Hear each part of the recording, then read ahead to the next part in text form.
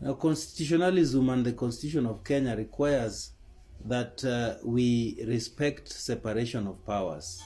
The executive cannot purport to instruct the legislature to withdraw a bill which was passed in parliament. The most honorable thing the president can do is to return or refer back the bill to parliament for with amendments contained in a memo, and then the parliament can look at it and see if they can adopt the amendments.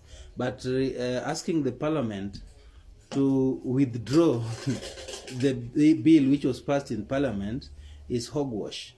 The only thing that the parliament can do with the bill is to repeal it.